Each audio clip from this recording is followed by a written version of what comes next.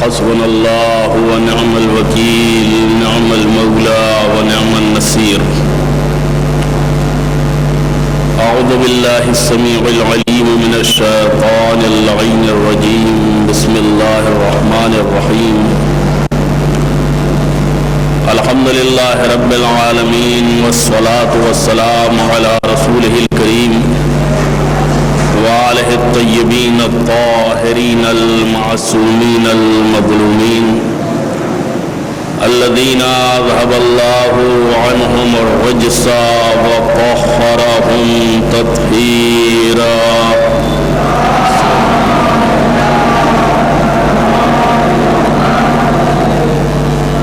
أما بعد فقد قال علي بن الحسين زين العابدين عليه الصلاة والسلام في دعائه: فأبانا فضيلته على سائر الشهور بما جعل له من الحرمات الموفورة والفضائل المشهورة، فحرم فيه ما أحل في غيره إعظاما، وحجر فيه المطاعم والمشارب اکراما. چنانچہ تمام مہینوں پر ماہ مبارک رمضان کی فضیلت و برتری کو آشکار کیا. ان نمایاں عزتوں اور فراواں فضیلتوں کی وجہ سے جو اس کے لیے قرار دی اور اس کی عظمت کے اظہار کے لیے جو چیزیں دوسرے مہینوں میں جائز کی تھیں اس میں حرام کر دیں اور اس کے احترام کے پیش نظر کھانے پینوں کی چیزوں سے منع کر دیا. ماہ مبارک کے استقبال کے سلسلے میں ہمارے چوتھے امام حضرت امام زین العابدین علیہ السلام کی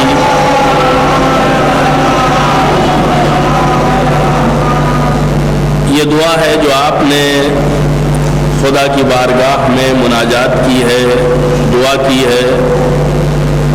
ظاہر سی بات ہے کہ اس دعا میں وہ معارف اور وہ دقیق باریکیاں جو اہل بیت طاہرین ہمیں بتانا چاہتے ہیں موجود ہیں. کل کی گفتگو میں میں نے امام کی دعا کے مختصر سے چند جملوں کو آپ کے سامنے پیش کیا تھا، جس میں حضرت نے فرمایا تھا کہ خدا کے احسان کے راستوں میں سے تلک السبل شہرہ، یعنی ماہ مبارک رمضان خدا کے احسان کے راستوں میں سے ایک راستہ ہے. شہر رمضان و شہر الصیام و شہر الاسلام، یہ ماہ مبارک رمضان جو ہے وہ روزے کا مہینہ ہے، صحت و سلامتی اور اسلام کا مہینہ ہے. شہر الطہور و شہر التمہیز، یہ طہارت و پاکیزگی کا مہینہ ہے، یہ تزکیہ نفس کا مہینہ ہے. و شہر القیام، اور یہ راتوں میں کھڑے ہو کر کے عبادت پروردگار بجا لانے کا مہینہ ہے. الذی انزل فیہ القرآن، ایسا مہینہ ہے کہ جس مہینے میں خدا نے قرآن کو نازل فرمایا. ہدی للناس وبینات من الہدی والفرقان، یہ قرآن لوگوں کی ہدایت کے لیے ہے اور لوگوں کے درمیان یہ حق و باطل کے مابین تمیز اور فرق قائم کرنے والی کتاب ہے. اس کے بعد فرماتے ہیں فَأَبَانَ فَضِيلَتَهُ عَلَى سَائِرِ الشُّهُورِ، خداوند عالم نے ماہ مبارک رمضان کی فضیلت کو دوسرے تمام مہینوں کے اوپر آشکارا کر دیا. کیوں کیا؟ بما جعل له من الحرمات الموفورہ، ان فراوان نعمتوں اور عزتوں اور فضیلتوں کی وجہ سے کہ جو خداوند عالم نے اس میں قرار دی ہیں۔ فحرم فیہ ما احل فی غیرہ اعظاما، خدا نے اس مہینے میں ان تمام چیزوں کو حرام کیا ہے جو عام دنوں میں لوگوں کے لیے جائز کیا تھا۔ یعنی روزے میں کھانا پینا حرام ہے، خدا اور رسول کی طرف جھوٹی باتوں کی نسبت دینا یہ روزے کو توڑنے والی چیزوں میں سے ہے۔ استمنا حرام ہے، ازدواجی تعلقات حرام ہیں، پانی کا سر میں مکمل طریقے سے ڈبونا یہ بھی روزے کو باطل کرنے والی چیز ہے، یا بہتی ہوئی چیز کے ذریعے سے اینیما لینا یہ بھی روزے کو باطل قرار دیتی ہے۔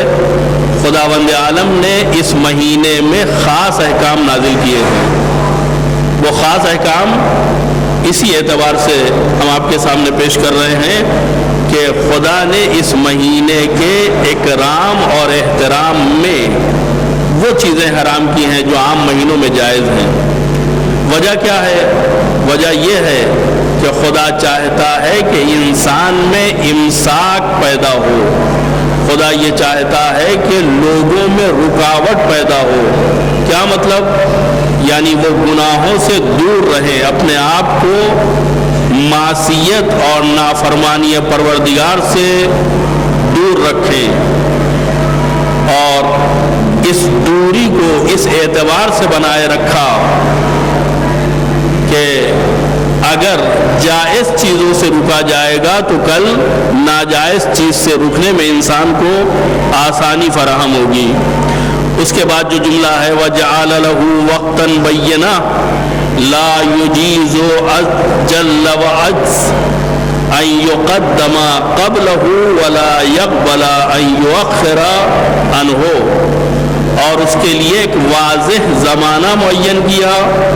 خدا بزرگ و برتر یہ اجازت نہیں دیتا کہ اسے اس کے معینہ وقت سے آگے بڑھا دیا جائے یا اسے اس کے معینہ وقت سے پیچھے کر دیا جائے۔ کیا مطلب؟ یعنی خداوند عالم نے ماہ مبارک رمضان کے لیے وقت معین کیا ہے، یعنی قمری مہینوں میں سے یہ 9واں مہینہ ہے۔ قمری مہینے جو چاند دکھائی دینے کی وجہ سے مہینے شمار ہوتے ہیں اور ان کے ذریعے سے سال کا آغاز ہوتا ہے، اس میں پہلے مہینے کا نام محرم ہے اور 9ویں مہینے کا نام رمضان المبارک ہے۔ تو اس کو خدا نے قرار دیا ہے، یعنی ہمیں اس بات کا اختیار نہیں ہے کہ ہم جب چاہیں ماہ رمضان کے روزے رکھ لیں، نہیں۔ اگر ہمیں مستحبی روزے رکھنا ہے، اگر ہمیں سنتی روزے رکھنا ہے تو ہم سنتی روزے کسی مہینے میں بھی رکھ سکتے ہیں، لیکن ماہ رمضان کو خدا نے خود معین کیا ہے۔ کیسے معین کیا ہے؟ چاند دیکھ کے روزہ رکھو اور چاند دیکھ کر کے روزہ چھوڑو۔ صم للرؤیا وافطر للرؤیا، یعنی اگر روزہ رکھنا ہے تو چاند دیکھو، اگر ماہ مبارک کا چاند نظر نہیں آیا تو ماہ مبارک کی نیت سے روزہ نہیں رکھ سکتے، اور اگر چاند عید کا نہیں دکھائی دیا ہے تو روزے کو چھوڑ بھی نہیں سکتے ہیں۔ یعنی خدا نے وقت معین کیا ہے۔ یہاں کے اوپر ایک بات ہماری سمجھ میں آتی ہے کہ اسلام نے وقت کے اوپر اور وقت بچانے کے سلسلے میں وقت کی پابندی کے تعلق سے بہت زیادہ زور دیا ہے۔ اسلام میں وقت کے اوپر کافی زیادہ اہمیت دی ہے اور کافی زیادہ زور دیا ہے۔ کوئی بھی عبادت خدا کی بارگاہ میں کی جانے والی کوئی بھی عبادت ایسی نہیں ہے جس میں وقت کی پابندی نہ ہو۔ سب سے اہم عبادت خدا نماز ہے۔ یہ نماز چاہے صبح کی ہو، چاہے ظہر کی ہو، چاہے عصر کی ہو چاہے مغرب اور عشاء کی ہو، جب تک وقت داخل نہ ہو جائے انسان اسے واجب کی نیت سے نہیں پڑھ سکتا، اور جب وقت ختم ہو جاتا ہے تو بھی اسے واجب کی نیت سے نہیں پڑھ سکتا بلکہ اسے قضا کی نیت سے پڑھے گا، قضا واجب قربتاً الی اللہ۔ تو وہ نماز کے جو 2 رکعت ہمارے اوپر فرض ہے اور ہم اسے ادا کر کے خدا کی خوشنودی حاصل کرنا چاہتے ہیں، اس میں بھی خداوند عالم نے وقت کی پابندی کا درس ہمیں دیا ہے۔ نماز وقت سے پہلے نہیں پڑھی جا سکتی۔ ایک آدمی کی آنکھ اگر 3 بجے رات میں کھل گئی، اس نے سوچا اگر سوئیں گے تو سوتے رہ جائیں گے، نماز قضا ہو جائے گی۔ اس سے بہتر یہ ہے کہ ہم 3 بجے رات میں 2 رکعت نماز پڑھ لیتے ہیں جو 5 بجے ہم پر واجب ہوتی ہے۔ آیا پڑھ سکتا ہے؟ نماز واجب ہوگی صبح صادق کے طلوع ہونے کے بعد، تو جب واجب ہوگی تو پڑھنا ہوگی، یعنی ہم اپنی مرضی سے خدا کی عبادت بھی نہیں کر سکتے، اس لیے کہ اگر خدا کی عبادت میں اپنی مرضی داخل ہو جائے تو وہ خدا کی عبادت نہیں ہوگی بلکہ اپنے نفس کی اطاعت اور فرما برداری ہوگی۔ تو جس طریقے سے یہ نماز بہترین عبادت پروردگار، افضل ترین عبادت الہیہ ہونے کے باوجود بھی وقت کی پابند ہے، یعنی خدا نے اس کے لیے وقت معین کیا ہے، نہ وقت سے پہلے اور نہ وقت کے بعد۔ اسی طریقے سے ماہ مبارک بھی ہماری خواہشوں کا پابند نہیں ہے کہ جب موسم اچھا ہو تو ہم ماہ مبارک کے روزے رکھ لیں، یا جب دن چھوٹے ہو رہے ہوں تو ہم ماہ مبارک کے روزے رکھ لیں۔ نہیں، یہ مہینہ قمری مہینہ ہے، کبھی یہ سردی میں آئے گا، کبھی یہ گرمی میں آئے گا، کبھی یہ برسات میں آئے گا، کبھی اس کے دن طولانی ہوں گے راتیں چھوٹی ہوں گی، کبھی راتیں بڑی ہوں گی اور دن چھوٹے ہوں گے۔ بہرحال جو بھی موسم ہو اور جیسا زمانہ ہو اس میں اسی طریقے سے عبادت کرنا یہ ہمارے لیے واجب اور لازم ہے۔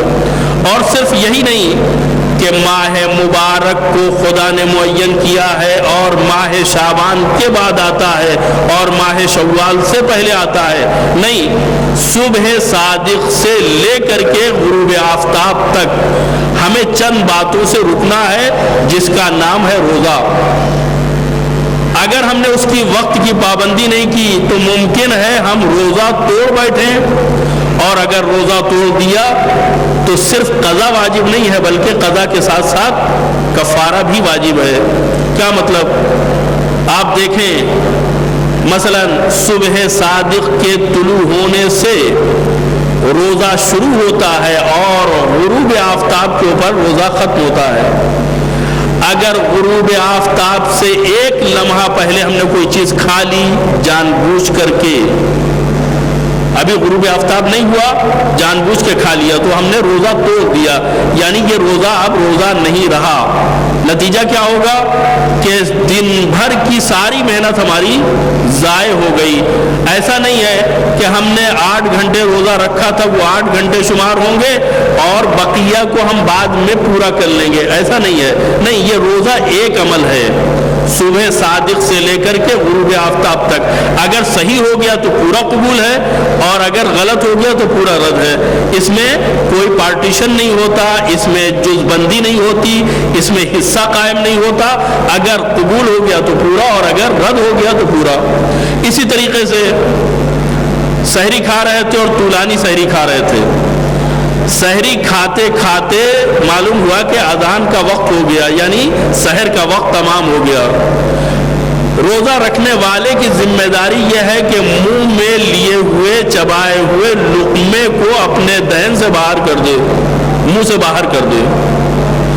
جب تک سحر کا وقت باقی تھا کھانے میں کوئی اشکال نہیں تھا، یہ کھانا عبادت تھا، اس لیے کہ اگر نہ کھائیں گے تو کل کے روزے کے لیے قوت نہ پیدا ہو سکے گی۔ لیکن جیسے ہی وقت ختم ہو گیا سحر کا، ویسے ہی کھانا حرام ہو گیا۔ کیوں حرام ہو گیا؟ اس لیے کہ اب روزے کا ٹائم شروع ہو گیا۔ جیسے ہی روزے کا ٹائم شروع ہوا اور ہمارے منہ میں لقمہ لقمہ ہے جو بہت اچھا لگ رہا ہے، دل چاہتا ہے اس کو نگل لیں، دل چاہتا ہے اس کو چباتے رہیں، لیکن حکم پروردگار کیا ہے کہ منہ سے لقمے کو نکال دو، اس لیے کہ وقت ختم ہو گیا۔ اب اگر ختم ہو جانے کے بعد وقت کے ہم نے اس لقمے کو نگل لیا تو یہ گویا ہم نے روزہ توڑ دیا۔ اب دن بھر اگر ہم بھوکے بھی رہیں تو اس بھوکے رہنے کا کوئی فائدہ ہمیں حاصل ہونے والا نہیں ہے، اس لیے کہ ہم نے اپنی مرضی سے روزے کو توڑ دیا ہے۔ یہاں کے اوپر جو جملہ ہے وہ فرمایا ہے کہ جعل لہ وقتا بینا، یعنی خداوند عالم نے ماہ مبارک رمضان کے روزوں کے لیے وقت معین کیا ہے، وقت معین فرمایا ہے کہ لا یجیز جل وعز ان یقدم قبلہ ولا یقبل ان یؤخر عنہ۔ خدا اس بات کی اجازت نہیں دیتا کہ اس کے معین کردہ وقت سے پہلے روزے کو رکھا جائے یا اس کے معین کردہ وقت کے بعد اس روزے کو آگے بڑھایا جائے، نہیں، اس بات کی اجازت نہیں دیتا۔ اس نے وقت معین کیا ہے، وقت کے اندر روزے کو مکمل کرنا ہے، یعنی خدا روزہ ہی نہیں چاہتا بلکہ روزے کو وقت کے اندر چاہتا ہے۔ یہاں کے اوپر آپ نے دیکھا کہ خدا نے اس روزے کے ذریعے سے اور امام نے دعا کے اس جملے کے ذریعے سے ہمیں وقت کی اہمیت کا اندازہ کرایا کہ خدا کی نگاہ میں وقت اتنا اہم ہے جس کی پابندی نماز میں بھی ضروری ہے، روزے میں بھی ضروری ہے، اور اسی طریقے سے دوسرے اعمال میں بھی ضروری ہے۔ مثلا حج ہے، حج وہ بہترین عمل ہے کہ جو خداوند عالم نے پیسے والوں کے اوپر واجب کیا ہے۔ یہ عمل خداوند عالم نے بڑے آدمیوں کے اوپر واجب کیا ہے، جس کے پاس اتنی رقم ہو کہ وہ مکے جائے اور مکے جا کر کے حج بیت اللہ انجام دے کر کے واپس آئے اور اس کے معاشیات میں، اس کی اکنومی میں کوئی فرق نہ آئے، اس کی نوکری پر کوئی فرق نہ آئے، اس کی تجارت ضائع نہ ہو۔ اگر یہ تمام شرائط پائے جا رہے ہیں، اس کے پاس صحت پائی جا رہی ہے، راستہ کھلا ہوا ہے، ٹکٹ مل سکتا ہے، پاسپورٹ بن سکتا ہے، تو اس کے اوپر واجب ہے۔ لیکن کیا جب پاسپورٹ بن جائے تو ہم حج کے لیے چلے جائیں؟ کیا ایسی اجازت ہے؟ نہیں۔ حج کے لیے ماہ ذی الحج کا آنا ضروری ہے۔ جب تک بقرعید کا مہینہ نہیں آئے گا تب تک ہمارے اوپر حج واجب نہیں ہوگا، چاہے ہم 6 مہینہ پہلے سے وہاں پہنچ جائیں۔ ہم پہنچ کے وہاں پر مکے میں عمرہ تو کر سکتے ہیں، لیکن حج کا زمانہ جب تک نہیں آئے گا تب تک ہم حج انجام نہیں دے سکتے ہیں۔ اور حج کے مہینے میں بھی خداوند عالم نے 8 ذی الحج کو احرام باندھ کر کے عرفات کی طرف جانے کا حکم دیا ہے، اور اس کے بعد تمام جگہوں کے اوپر وقوف کا اور مختلف اعمال کا حکم دیا ہے۔ ظاہر سی بات ہے اس میں بھی خداوند عالم نے وقت کی پابندی رکھی ہے اور دنوں کو معین کیا ہے۔ اس میں ہماری اپنی آنا یا ہماری اپنی خواہش نہیں چلتی ہے کہ ہم جو چاہے کریں اور جب چاہے کریں۔ ان عبادتوں میں وقت کی پابندی سے اندازہ ہوتا ہے کہ ہمارا پروردگار ہمیں وقت کا پابند دیکھنا چاہتا ہے۔ ہمارے پاس ہماری زندگی کے یہ لمحات بڑے قیمتی لمحات ہیں، بہت ہی قیمتی زندگی ہے جو دوبارہ ہمیں حاصل ہونے والی نہیں ہے۔ ایک لمحہ بھی ہماری زندگی سے اگر کوئی چرا لے، ہماری زندگی کا اگر ایک دن بھی کوئی ضائع کر دے تو اس ضائع ہونے والے دن کا تدارک ممکن نہیں ہے۔ ہم اپنی زندگی کے لمحات کو خرچ کر کے بہت سی دولت کما سکتے ہیں، لیکن قارون کا خزانہ بھی دے کر کے ہم اپنی عمر میں ایک لمحے کا اضافہ نہیں کر سکتے۔ اس کا مطلب یہ ہے کہ دولت سے اور تمام چیزوں سے زیادہ قیمتی چیز وقت ہے، جس کی قیمت کا ہمیں اندازہ فی الحال نہیں ہے۔ جب ہم بوڑھے ہو جاتے ہیں، جب ہمارے ہاتھ پیر شل ہو جاتے ہیں اور ہم کچھ کرنے کے لائق نہیں ہوتے تو ہمیں اندازہ ہوتا ہے کہ ہم نے جوانی کاہے میں گزاری ہے اور کس چیز میں ہم نے اپنا وقت برباد کیا ہے۔ آپ یہ سمجھ لیجئے کہ ایک ایک لمحہ اتنا قیمتی ہے کہ دنیا کی دولت اس کا مقابلہ نہیں کر سکتی۔ لہذا یہ ماہ مبارک رمضان جو خدا نے اپنی عنایتوں سے ہمیں میسر کیا ہے اور ہمارے نصیب میں دیا ہے، یہ ہمیں مل گیا ہے. ہمیں چاہیے کہ ہم دعاؤں میں، مناجاتوں میں، قرآن کی تلاوت میں، اللہ کی عبادت میں اور اللہ کی خوشنودی حاصل کرنے میں ان اوقات کو اور ان لمحات کو صرف کریں. ورنہ ایک بات یہ طے ہے کہ اگر ہم نے اللہ کی اطاعت میں اس کو صرف نہیں کیا تو بہرحال یہ وقت گزر جانے والا ہے. اگر ہم نے اس کو استعمال نہیں کیا تو بھی یہ ہمارے ہاتھ میں باقی رہ جانے والا نہیں ہے. خدا سے ہماری دعا ہے پروردگار تو امام سجاد علیہ السلام کے صدقے میں ہمیں توفیق عنایت فرما کہ جس طریقے سے اسلام کی معرفت ہمارے لیے ضروری ہے، اسلام کی معرفت ہمیں حاصل ہو، اسی طریقے سے ہمیں اس بات کی بھی معرفت حاصل ہو کہ وقت کتنا قیمتی ہے اور زندگی میں اسے کس کس طریقے سے استعمال کیا جا سکتا ہے.